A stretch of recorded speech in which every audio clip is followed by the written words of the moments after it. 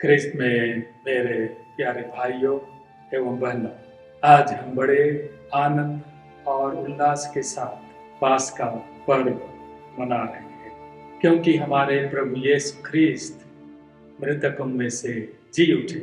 Hallelujah. प्रभु यीशु ख्रीस्त का पुनरुत्थान हमारे ख्रीस्तीय विश्वास का आधार है। संत पौलुस कोरिन्थियों के नाम पहले पत्र में लिखते हैं, यदि मसीह नहीं जी उठे तो हमारा धर्म प्रचार व्यर्थ है और आपका विश्वास भी व्यर्थ है। धर्म ग्रंथ में हमें यह भी पढ़ने के लिए मिलता है कि मृतकों में से जी उठने के बाद प्रभु यीशु ख्रीस्त पेतरुस को, फिर 12 चेलों को, फिर 500 लोगों को और अंत में संत पौलुस को दिखलाई दिए, उन्हें दर्शन दिए। संत पेतरुस अपने पत्र में हमको यह भी कहते हैं कि उन्होंने मृतकों में से जी उठने के बाद उनके साथ खाया पिया, और इसीलिए आज हम बिना शक संदेह के प्रभु यीशु ख्रीस्त के पुनरुत्थान में विश्वास करते हुए ईश्वर का धन्यवाद, उसकी महिमा और स्तुति कर रहे हैं, क्योंकि इसी पास्का के दिन मृत्यु पर जीवन की विजय, निराशा पर आशा की विजय हुई है। आज के इस पर्व के दिन में मैं आप सबों का ध्यान एक बिंदु पर आकृष्ट करना चाहता हूँ, जिसके विषय में चारों सुसमाचार लेखक मत्ती, मार्कुस, लूकस और यूहन्ना लिखते हैं। वह है यीशु के कब्र का खाली पाया जाना। प्रभु यीशु ख्रीस्त के क्रूस पर मरने और कब्र में दफनाए जाने के 3 दिनों पश्चात, अर्थात सप्ताह के प्रथम दिन, कुछ लोग कब्र पर गए और उन्होंने प्रभु यीशु ख्रीस्त के कब्र को खाली पाया। ख्रीस्त में मेरे प्यारे भाइयों एवं बहनों, यूहन्ना 3 व्यक्तियों का नाम हमें बतलाते हैं। वे थे मरियम मगदलेना, पेतरुस और अन्य शिष्य।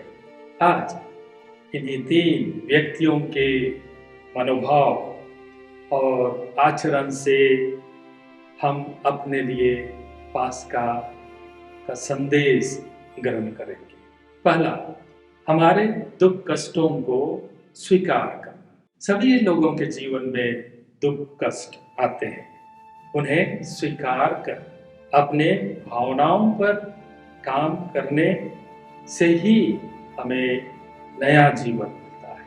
हम नई आशा और नए जीवन की ओर अग्रसर होते हैं।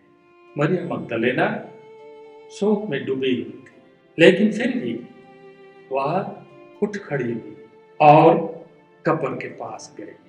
शोक मनाना अपने में ठीक है, लेकिन मरियम मगदलेना की तरह हमें शोक में ही डूबा हुआ नहीं रहना।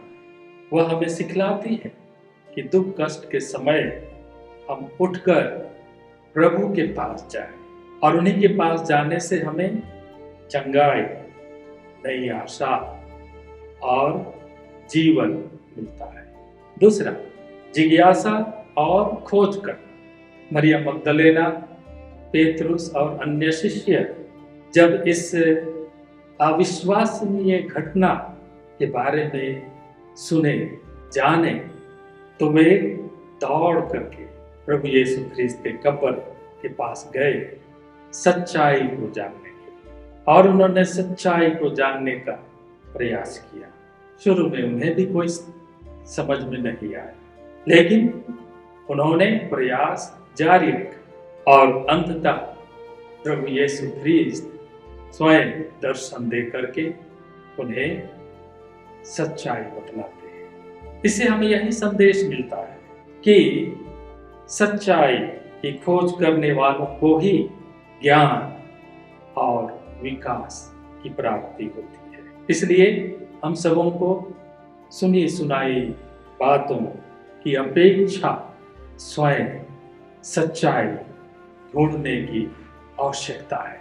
तीसरा, समुदाय और लोगों का साथ। सत्य को जानने के लिए लोगों का साथ बहुत बार बहुत मददगार होता है। जैसे हमने सुना, मरियम मगदलेना दौड़कर पेतरुस और अन्य शिष्य के पास गए, उन्हें बतलाने के लिए एक कब्र का पत्थर हटा हुआ है, उनसे मदद लेने के लिए गए। हमारे लिए, हमारे पास हमारे परिवार, समाज है, कलीसिया है। यदि हम उनके पास जाएंगे, विशेष करके चुनौतियों के समय में, तो हमें चुनौतियों का सामना करने का बल मिलता है और स्वयं को मजबूत बनाने के लिए सहारा मिलता है। चौथा, आस्था और विश्वास। प्रभु यीशु ख्रिस्त अपने जीवन काल में 3 साल तक अपने चेलों को तैयार करते रहे। उन्होंने अपने दुर्भोग, मरण और पुनरुत्थान की भविष्यवाणी भी उनके सामने 3 बार की थी। फिर भी उनका विश्वास कमजोर था। जब तक उन्होंने पुनर्जीवित प्रभु को नहीं देखा, वे विश्वास में मजबूत नहीं। लेकिन उनका वह छोटा विश्वास ही सही, वे उस विश्वास में टिके रहे। उन्होंने उसे मरने नहीं दिया। हमारा विश्वास भी हो सकता है आज छोटा है, लेकिन हमें भी उन शिष्यों की तरह ही उस विश्वास को जगाए रहना है। इतना ही नहीं, हमें प्रार्थना, प्रभु वचन और संस्कारों के माध्यम से उसे सुदृढ़ करते जाना है। तभी हम पास्का का सच्चा आनंद आज ही केवल नहीं, लेकिन आगे भी हम महसूस कर पाएंगे। पांचवा, साक्षी और वार्तालाप। पुनर्जीवित प्रभु से मिलने के बाद मरियम मगदलेना सबसे प्रथम साक्षी बनी, क्योंकि उसने उनमें विश्वास किया। बाद में प्रभु यीशु ख्रिस्त के चेले प्रभु का दर्शन पा करके साक्षी बने। सारी दुनिया के लिए वे साक्षी बन गए।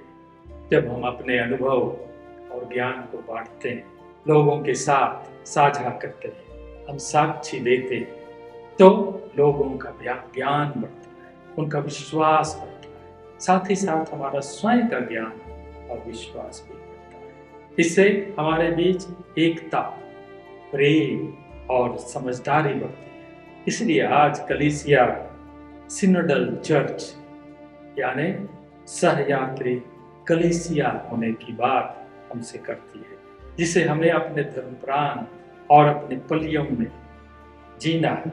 और तभी हम सबों में पुनर्जीवित प्रभु यीशु ख्रिस्त का आनंद और कृपा और सुदृढ़ होता जाए, और हम एक दूसरे को प्यार कर सकेंगे, एक दूसरे की भलाई कर सकेंगे, एक दूसरे के साथ जी सकेंगे। प्रभु यीशु ख्रिस्त इस पास्का पर्व में हमें यही संदेश देते हैं। इन 5 संदेशों को जिन्हें मैंने आपको बतलाया है, आत्मसात कीजिए और पास्का के आनंद में आप निरंतर बढ़ते जाइए। सबों को जय यीशु, खुश पास्का पर्व एवं आशीर्वाद।